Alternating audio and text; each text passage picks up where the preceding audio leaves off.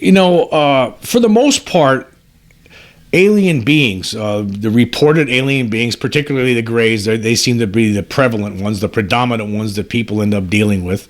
These things are absolute weaklings. I mean, physically, when you the descriptions of them, everything about them seems that these things.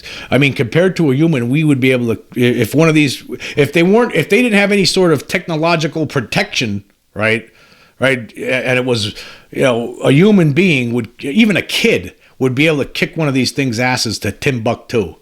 I mean, it's just the way it is. I mean, these things are. There's nothing to them. I mean, really. I mean, 3.5 feet tall for, that seems to be the description. 3.5 feet tall to 4 feet tall, real thin, big heads, big target for a punch. If you wanted to, if you felt the need to punch one in the head if they were trying to, drag you into a spaceship. But see, they have taken some sort of precautions where they basically render us, immobile and then do whatever they want to do with us.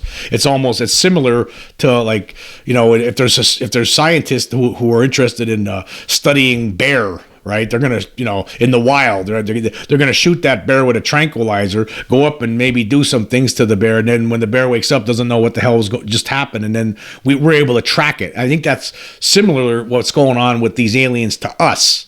They gotta basically do things to us because actually we would hurt them. I mean, big time. I mean, you think about, for instance, the 1975 Travis Walton case. Okay, now. So everyone knows this story. Travis Walton and 6 other guys were in Arizona, in the mountains of Arizona, chopping down trees all day. Logging, and loggers. And so then at the end of the day, they're driving back in a pickup truck, and on the side of the road, in a clearing, there's a flying saucer just hovering there. So Travis gets out, he walks up to it, and next thing you know, he gets blasted with some beam of light. His buddies get scared and just take off, and then they after they get their bearings, they go back looking for him, and he's gone, right?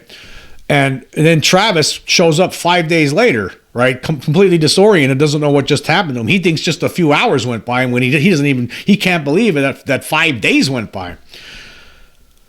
So I think what happened there with Travis, it seems I think the aliens inadvertently caused him some major physical problems, and they needed to keep him there apparently till he was better. That's what it seems like anyway. But anyway, he says when he did come to, he says he wakes up in a room and there's these 3 alien gray beings, like, your typical description, basically, of these beings standing there looking at him. He pushed one of them away, and then he grabbed some object that he saw sitting on a table and went to, threatening them with it.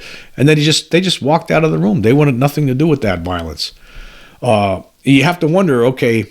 Now, I guess they really weren't worried, because I guess there was, had Travis tried to actually physically attack them, had he really tried to do something, I'm sure that, it would have been prevented somehow via some technology or maybe mind control. In some way, it would have been stopped. But they walked out of the room, and so then he left the room himself then, and he found himself in another bigger room. It was almost like he felt like he was in a mothership, like he walked out of a smaller craft into a bigger craft, and he sees this like a star map or something on a big giant screen, and then a guy comes up to him, looks human. He would have said, looks like he would have completely passed for a human. The guy did not speak to him whatsoever. And next thing you know, somehow he gets conked out again. Next thing you know, he wakes up out on the road, and he sees a light in the sky, and then it was a flying saucer, and then it just took off. And then he walked to a phone booth, and that's how, people found him where he was, and that was it. But you think about when he was on the ship and those 3 beings, when he saw those 3 little guys, right? I mean, it's amazing that, he had somewhat of a small chance, it seems, to apply injury, but nothing ever happened. But he did threaten them. I think what might have been going on there, he might have been conked out for a couple of days, right? He might have been seriously injured. He might have been in a coma, and they were trying to bring him out of it. And maybe he finally came out of it, and they're standing there. Oh, he's okay. And then they see him, and he's all freaked out, and they realize, okay, he's okay, and they just walk out of the room. Had he gotten closer to these things and tried to do something violently to them, they would have stopped him somehow. Right, but that they have the power to prevent us from harming them. However, if they didn't have that power, if they didn't have whatever technology they're using or whatever mind control they're using, who knows how they're doing it? Maybe it's a combination of both of these things, but somehow they're able to do it. Now, somebody was asking me, or I talk about my experience when I was a kid. A lot, of course. I mean, that's one of the things I love talking about. I love telling this story because it's just something that to me is fascinating. I have no answers to it. I think it was an alien as far as I could see. As my opinion is, it was an alien. But I don't know what they were doing. I don't know what happened before or after the incident.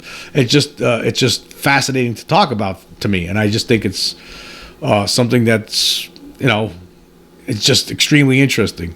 But a lot of people have been asking me questions about it recently, and somebody pointed out, one of the users pointed out, Magnus Zettergist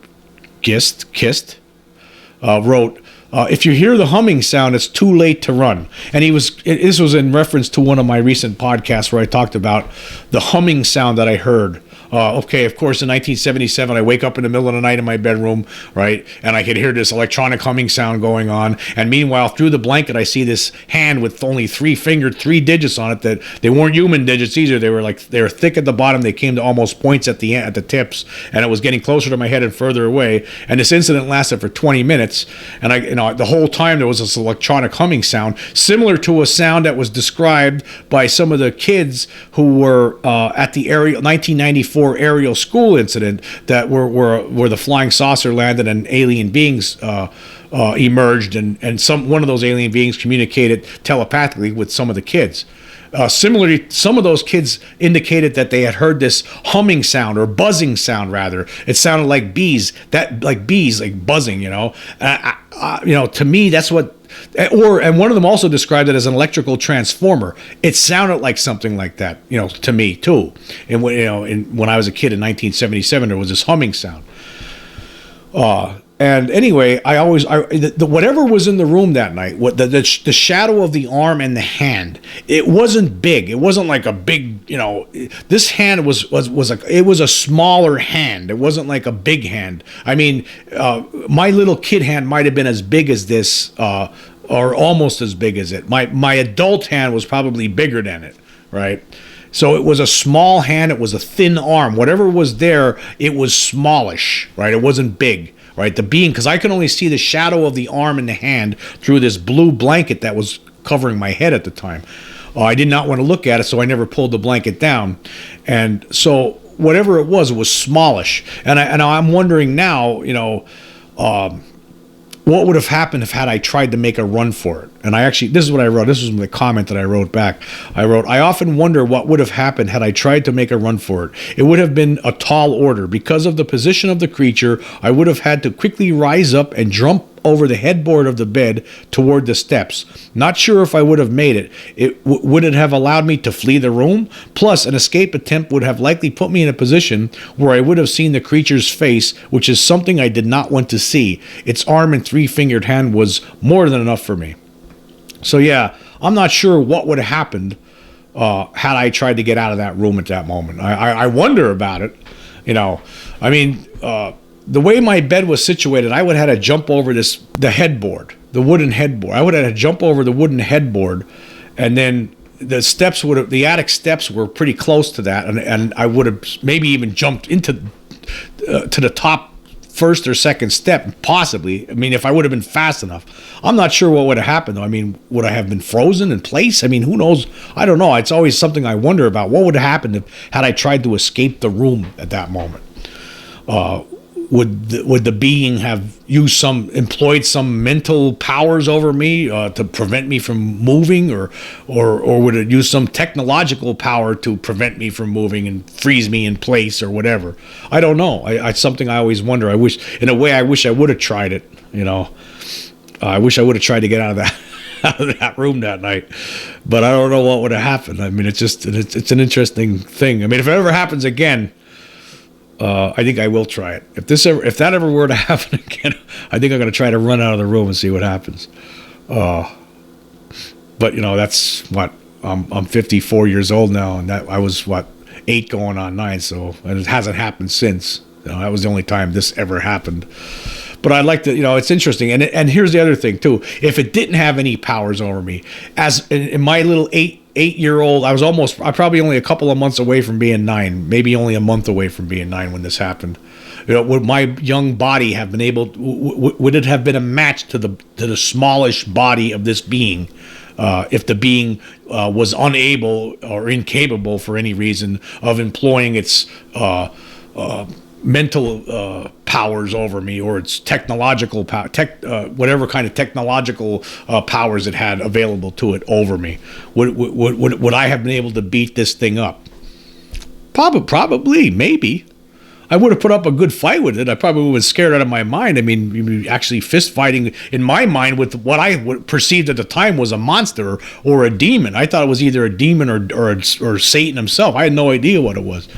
I never thought alien at the time. I didn't think that until 10 years later. I just had no idea. I didn't know that those kind of things were happening to people, that aliens are showing up in their houses in the middle of the night. I didn't know. I never heard of that before when I was 8 or 9 years old. It took 10 years later till I was sitting there watching a documentary in the late 80s and realizing, yeah, that's what it was. But yeah, I wonder what would have happened. Now as an adult, I tell you what, of course, I mean, these things are so small. I mean, really, the descriptions of it, you have to imagine how small these things are. They could, I mean, you wouldn't realize it, but they're so small that they could hide in a very, very small space in your house, and you might not know it. I mean, if they were to do that, I don't think they do those kind of things. But if they were, they would be able to squeeze themselves into a spot where you wouldn't think that something would be able to hide. But when you look at the descriptions of these things, how scrawny they really are, other than their oversized heads, right? They seem pretty weak. Like they would not be able to, they would be totally annihilated by a human being in a one-on-one confrontation. And I think I would have pretty much had that happen when I was a kid. I think, even though I was only 8 or 9 years old at the time, and I wasn't that big of a kid, however, I think I would have been a match. I think it would have been a fair fight at the very least. I think I would have won. My fear probably would have allowed me to win that fight. Now, of course, this is all fantasy because we really don't know what would happen. But I guess the whole point of what I'm trying to say here is that these things are weaklings. That's what they are. They're just scrawny for the most part. Now, of course, there's people that say they see these bigger ones. There's these bigger reptilians, and and who knows about the strength of these praying mantis things that a lot of people say they see, who seem to be in charge of everything. I mean, I don't know. I mean, a giant praying mantis, that might be, who knows what. You could be, if you get in a fight with one of those things. I mean, you might get hurt, right? I don't know what kind of strength they will have. I mean, there's not a lot of information about them. There's not a lot of description about them, but they seem to be a lot bigger and stronger than these smaller little gray beings that seem to do all the menial labor.